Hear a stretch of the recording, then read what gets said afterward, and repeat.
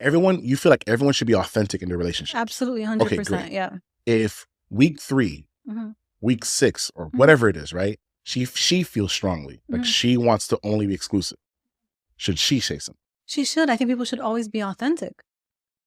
But you also said, but if he says he's not ready, I don't want her to think that. Listen, I just want her to know her worth. If she says she's ready and he says he's not ready, you gotta go. I think you need to move on. Interesting. 100% yes. It's 100% yes. If he says he's not ready to be exclusive, that's okay. He doesn't have to be ready. But you sitting around waiting for him, no. Like, what does that even mean? But okay, so then, so here's my thing, right? Are there unrealistic expectations of when to be ready? Because what I'm saying is, let's say they've been dating a month, and she's like, "I'm ready." Okay. Is he not valuing her worth because he's not ready yet? It's not about him not valuing her worth. I'm talking about her valuing her own worth. Got it. That's what I'm saying. Finding someone who's aligned. It's like same values, vision. It's being aligned with someone. I'm not talking about him. I'm saying if she feels like, listen, I'm ready, to make the next step and he's not there yet. Because even when we talk about something like not being there yet, it's, if you really think about it, what does that even mean? Like, know someone, you hang out with them, like it's, yeah, it's like everyone they want to make the perfect situation, which, no one. It's never going to happen. Yeah. It doesn't work like that. The longer I'm with this person, the less likely what? That's a good question. I don't know. The longer, like, what does it mean? What is the value of it? If you tell her next month you're ready, now I'm certain that this will work out.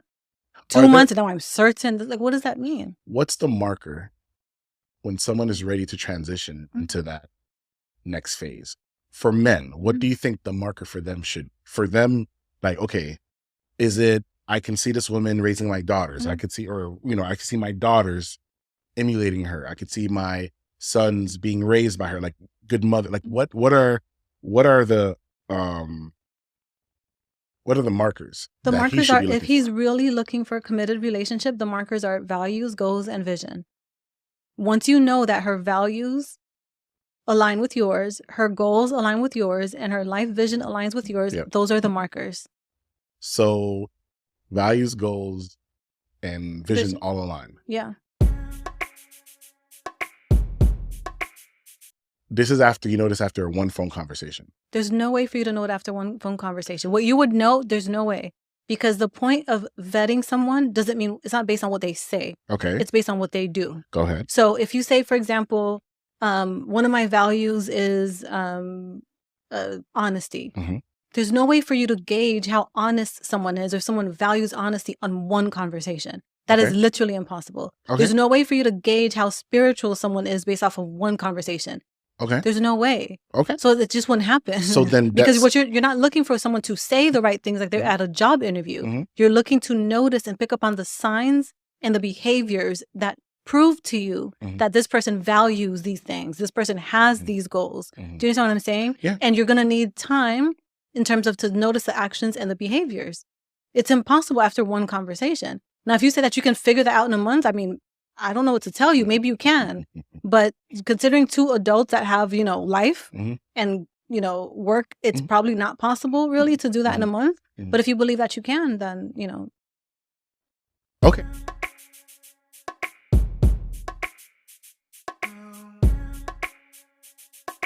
We live in a society that just is so lost, especially when it comes to relationships.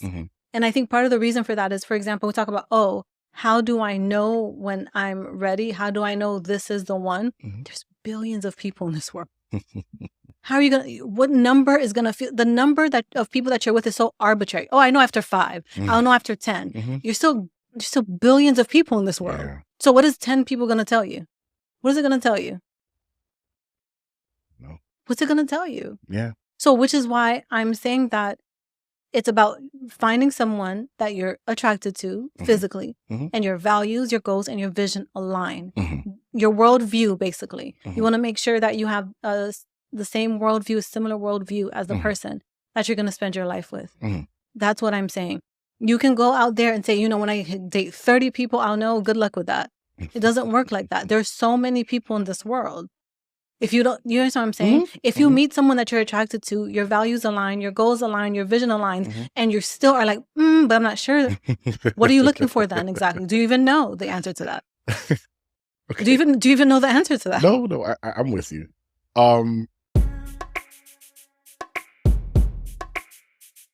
How do you feel about relationship advice, and who do you think people should look to receive it from? I think it depends on the relationship challenge or the relationship goal that you're trying to solve. Obviously, the primary answer is going to be a therapist or a relationship researcher or a relationship coach. Obviously, is going to be the primary answer. Are they going to give advice though? It depends. Some will. Like researchers will tell you the facts of what the research says. Gotcha. Do you understand what I'm saying? There's books that you can get advice from. But if we're talking about other people that you know in your personal life, I think you should choose who you're gonna go to for relationship advice based on the challenge that you're trying to solve, and also based on the goal, the relationship goal that you have. Do you get what I mean? I do. Okay. How do you feel about content where people who aren't married or even in long-term relationships that are giving out advice about marriage and long-term relationships? I just think it's weird. It's weird, but barring, okay, I think it's only weird if that person is not a professional. I think you could be single. If you're a couples therapist, you could probably give pretty good relationship advice, even if you're single. If you are someone who researches relationships in academia, whatever, you could probably give pretty good relationship advice. Fair. If you're a relationship coach, you could probably give, even though you're single, you could probably give pretty good relationship advice. Yeah. If you're none of the above and you're just a single person, I wouldn't even know what that means. No, I don't know. I don't know. Because I feel like the majority of the people that get advice, when people get advice from in relationships, are friends. Yeah. Who are not in successful relationships. Yeah. So me personally, because we do a lot of research. Me personally, when I go to YouTube, I'm looking at content creators and everything, and they're giving relationship advice or they're giving interviews and everything else. And they'll be like, I always say, and first thing I do is I look at their left hand. Yeah. Now, not everyone wears their ring, but for some reason, 9 out of 10 times, there's never a ring there. Not only that, oftentimes not even in serious relationships. So then I understand like being educated on the subject, which I agree you can, but the people who I'm referring to, oftentimes are just people, are just like these people that are like, hey, they know relationships. And so what happens is with people rely on their friends for advice. Should people who are not in a position where you want to be able to buy real estate in your brain in terms of like getting advice from them? I think, okay, so if we're talking about content creators, I think that the viewer should be clear as to what they're looking for. So meaning, am I looking for relationship advice, which means tell me what to do, or am I looking for validation and approval? I think once you press play to watch the content, as long as you're clear on what you're looking for, whether it's advice, validation, or approval, I think you're in a good position. Yes. Because then you're able to differentiate between, I just want to feel good right now, I just want to be validated right now, and this is what I should do in my relationship. Yeah. Do you understand what I'm saying? I do. I don't know if I answered your question or not. That was perfect. Yeah. You definitely understood. You definitely answered it. Okay. So got it. How does one know when they love the other person, and what should they do once they feel like they do? How do you know? You just know. I mean, to me, if you have to ask, then the answer is no. If you have to ask, how do I know if I love this person? Then the answer is no. Because if you don't know, how's somebody outside of you going to know? Yeah. Like, how would that even be possible? Yeah. No, I'm with that. It's just more so because people are going to ask these questions. Yeah. Because people are scared. Of course. They don't want to be a failure. Yeah. Say, right? Do you think when someone feels like I love this person, because we're moving along in the relationship, so they've gotten together, they're exclusive now, and they're moving along, and they've met parents and everything type of thing. And okay, I love this person. Mhm. Do you think once that those words are uttered, Mhm. it should be all right? Now that we know this, Mhm. now that we found love, what are we gonna do, right? Mhm. Now that we know this, okay, what's the next step? Meaning, like, should they be looking? Okay, now time to plan, like That marriage. Or, I think that once they are in love with each other, Mhm. the next step is that they start some sort of premarital counseling. Mm, I'm not saying they have to, the proposal has to happen yet, mhm, but I think they start taking the steps through some type of premarital counseling Mhm. or premarital coaching Mhm. or something like that to see how aligned they really truly are in terms of their life goals, values, and vision. So Mhm. it's kind of like getting a confirmation that Mm, we're not making this decision solely based on feelings, that mhm. we feel like we're in love with each other, Mhm. but we also want to make sure that we're making a practical decision in terms of spending our life together. I think Mm. that should be the next step before the actual proposal. Got it. Yeah. Okay. All right. So, and I was gonna ask you, but what about, because I know a lot of women may not like that, Yeah. like planning. So it's like they should plan, discuss, um, um, they should plan on when he's going to propose Yeah. or the proposal. Yeah. Doesn't that take away the whole serendipity Of thing? And course, it can for some. Mhm. But if that matters to you more than having a healthy relationship, I don't know what to tell you. Like, what am I supposed to say to you? What am I supposed to say to you? I don't know what to say to someone like that. Yeah.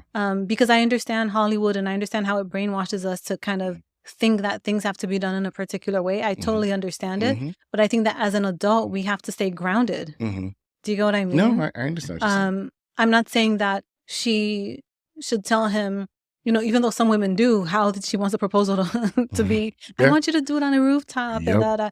I'm not Birds saying that, and yeah, I'm not saying that she has to tell him how she wants to be proposed to. Mhm. Um, but I do think they should have a conversation prior to. Yeah. I think it's odd. I don't know. I don't know.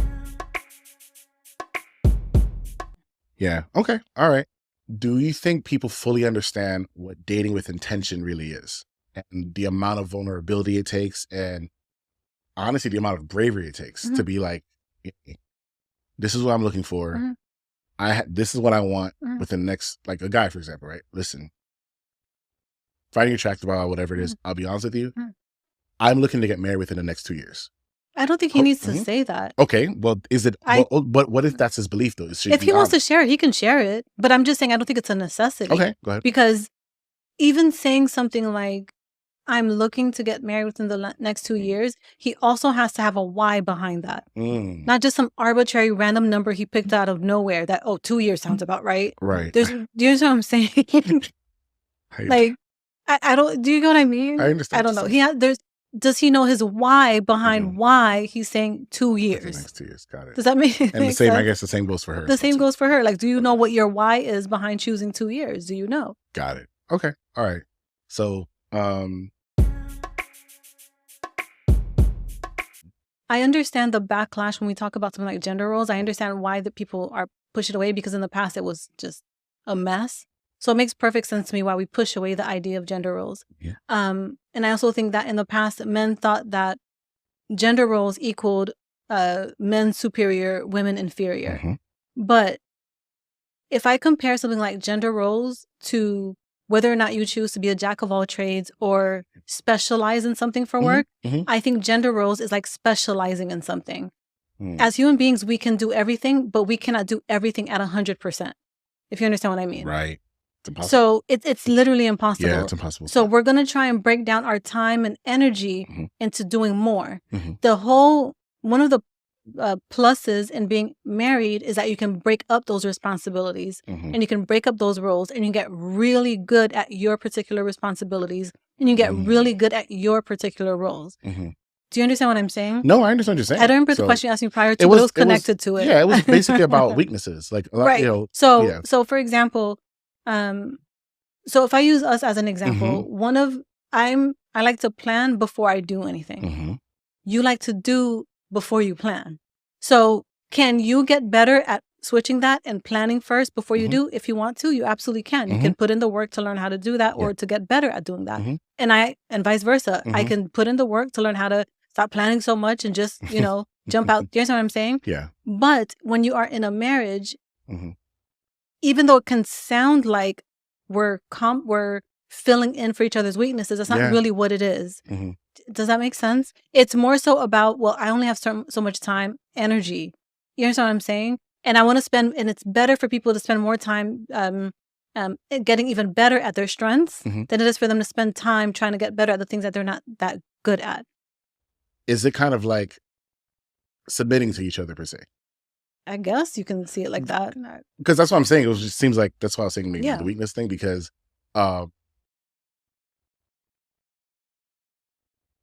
if you are stronger in certain areas, the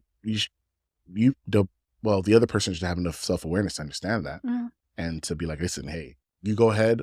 I'll be over here though taking care of this, the things you don't want to take care of.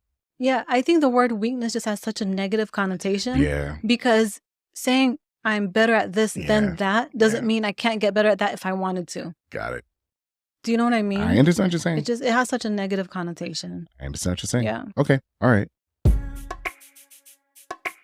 Okay. So, the couple's together and they've hit their 2-year mark, right? A lot of couples are like, oh my God, we never fought. We're fighting now. Are fights necessary? Yes. In relationships? Yeah. It's impossible not to fight with it's impossible. Okay. You're going to fight in interpersonal relationships, whether that's with a coworker, your boss, your mom, your dad, your kids, your friends. It's impossible not to fight with another human being. This idea that there should be this one human being on this planet that you never fight with is weird.